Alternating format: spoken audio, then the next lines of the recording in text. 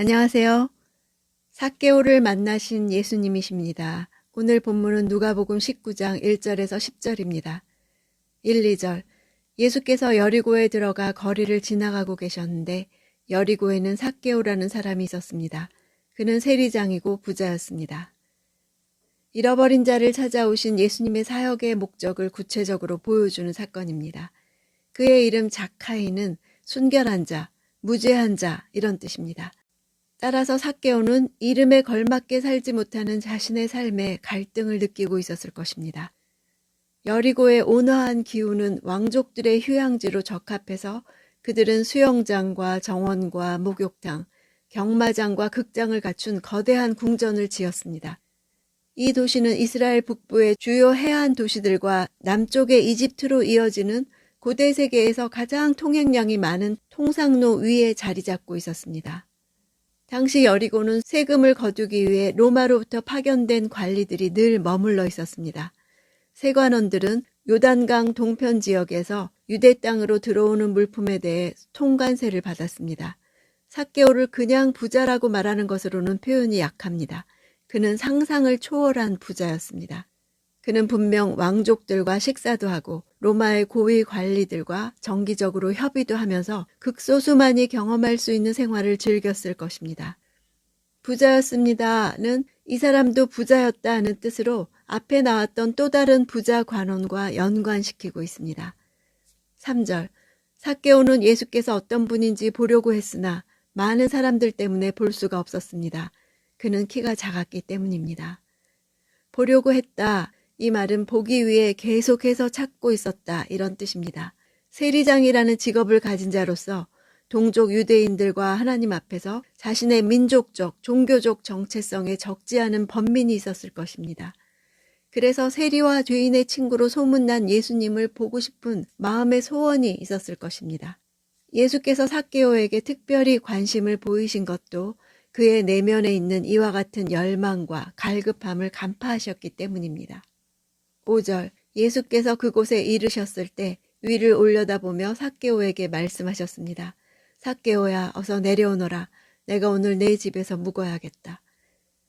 예수님은 뽕나무 위에 올라가 자기를 보고 있는 삭개오를 바라보시면서 그의 내적 세계에서 일어나고 있는 일들을 보셨습니다. 평생 사람들의 비난과 죄책감 속에서 살아온 삭개오가 그 죄의 상태로부터 벗어나 자유하기를 원하고 있고 구원자를 만나기를 열망하고 있음을 아셨습니다. 6절. 삭개오는 얼른 내려와 기뻐하면서 예수를 맞이했습니다. 예수님께서 말씀하신 어서 내려오너라 그 말과 삭개오가 얼른 내려와 이 둘은 동일한 동사입니다.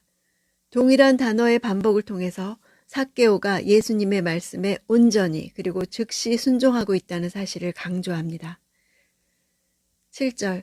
그런데 사람들은 이 광경을 보고 모두 수군거렸습니다. 그가 죄인의 집에 묵으려고 들어갔다. 유대 사회에서 죄인과 함께 어울린다는 것은 곧 자신도 죄인이라는 사실을 인정한다는 의미가 됩니다. 사람들은 죄인의 집에 지도자인 랍비나 다른 종교 지도자들이 함께 머물며 스스로를 더럽히는 것을 보지 못했기 때문에 당시 랍비라고 불렸던 예수께서 자기들이 평소 못마땅하게 여기던 세리장의 집에 머무는 것을 이해할 수 없었습니다. 8절. 삭개오는 서서 주께 말했습니다. 주여 보십시오. 제 소유물의 반을 떼어 가난한 사람들에게 주겠습니다. 누군가를 속여 얻은 것이 있다면 4배로 갚겠습니다. 속여 얻다는 단어는 원래 무화과를 보여주다 이런 뜻의 동사입니다.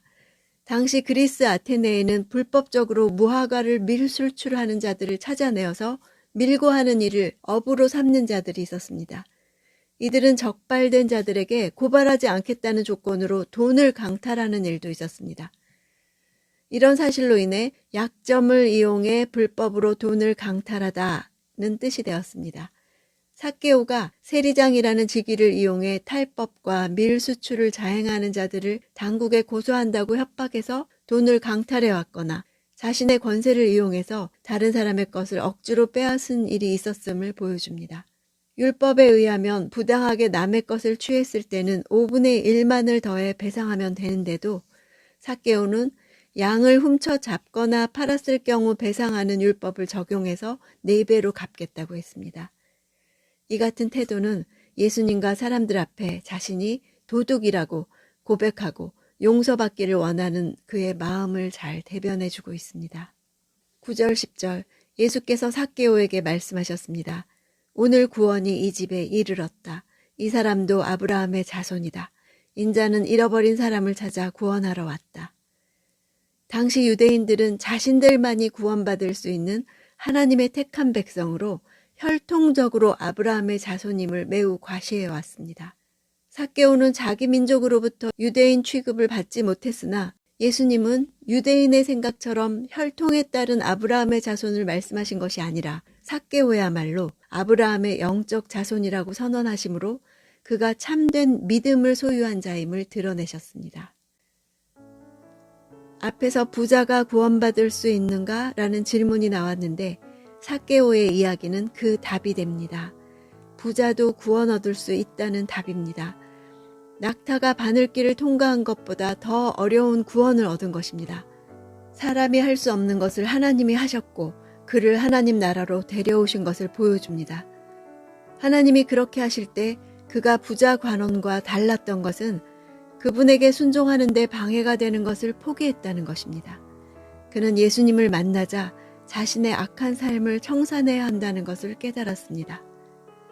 외적인 행동으로 내적인 변화를 증명한 것입니다. 머리나 마음으로만 예수님을 따르는 것은 충분하지 않습니다. 변화된 행동으로 믿음이 표현되는 법입니다. 예배드린 후에, 기도드린 후에 내적인 변화가 있습니까? 그것이 외적으로 어떻게 표현되고 있습니까? 그럴 때 사람이 할 수 없는 것을 하나님이 하실 것입니다.